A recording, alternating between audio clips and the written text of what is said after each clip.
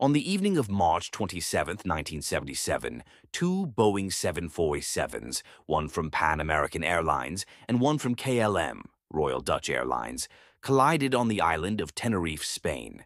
This disaster resulted in 583 fatalities and only 61 survivors. Pan Am Flight 1736, en route from Los Angeles to Gran Canaria, carried 380 passengers and 16 crew members. It was operated with a Boeing 747-100 named Clipper Victor, with Captain Victor Grubbs, First Officer Robert Bragg, and Flight Engineer Joseph Ogg as part of the crew. KLM Flight 4805 was from Amsterdam, bound for Gran Canaria, and operated with a Boeing 747-200. It was a charter flight carrying 235 people, with Captain Jacob Veldhuizen van Zanten, KLM's chief flying instructor, as the pilot. The KLM crew also included a first officer and flight engineer.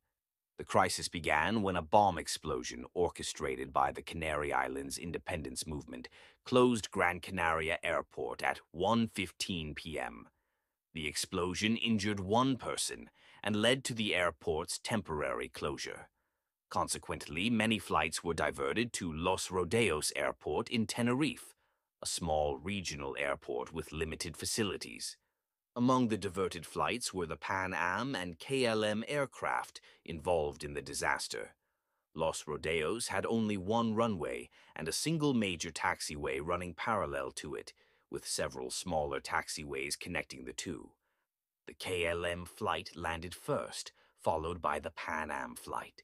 With 5 large airliners diverted to this small airport, there was limited space, forcing the aircraft to remain on the taxiways. Additionally, rain and fog worsened visibility. By 4:30 p.m., the KLM flight, fully refueled, was given clearance to backtrack on the runway to position itself at the end of runway 30.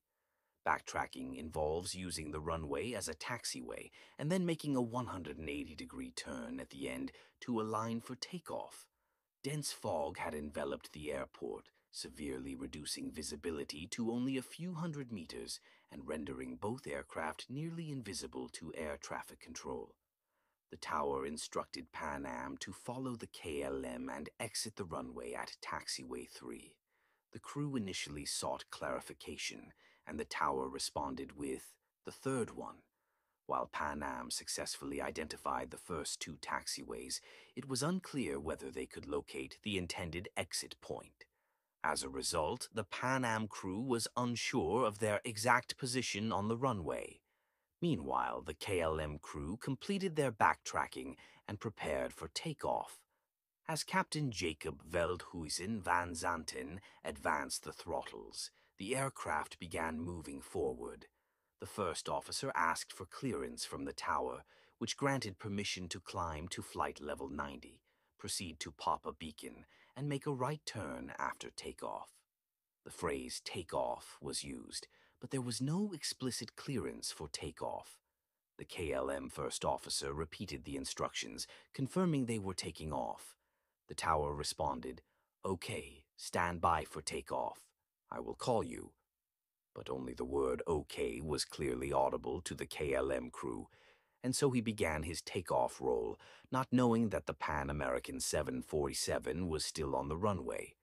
At that time, the Tenerife North Airport did not have ground radar, so the controllers could not know that the KLM flight was taking off. At that time, the Pan Am aircraft was still on the runway, exiting via taxiway 4. The cockpit voice recorder captured Pan Am Captain Victor Grubbs exclaiming, "There he is! Look at him! Goddamn, that son of a bitch is coming!" when he saw the KLM's landing lights through the fog. "Get off! Get off! Get off!" First Officer Robert Bragg yelled. Then the inevitable happened. The KLM aircraft struck the Pan American plane in the middle of its fuselage. What people saw at the airport was apocalyptic. The KLM aircraft slid over the Pan American plane, severely damaging its roof.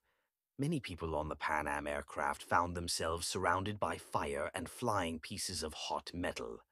After sliding over the Pan Am plane, the KLM aircraft continued to slide on the runway and eventually came to a stop. The collision caused a massive fire and explosion. All 248 people on the KLM flight were killed, and 335 of the 396 people on the Pan Am flight perished. The 61 survivors were in the front section of the Pan Am aircraft. In total, there were 583 fatalities and 61 survivors. This disaster remains the deadliest aviation accident in history. The disaster was caused by several factors. The KLM captain attempted to take off without proper clearance, rushing to comply with duty time regulations amid worsening weather conditions. Dense fog significantly reduced visibility, preventing both crews from seeing each other.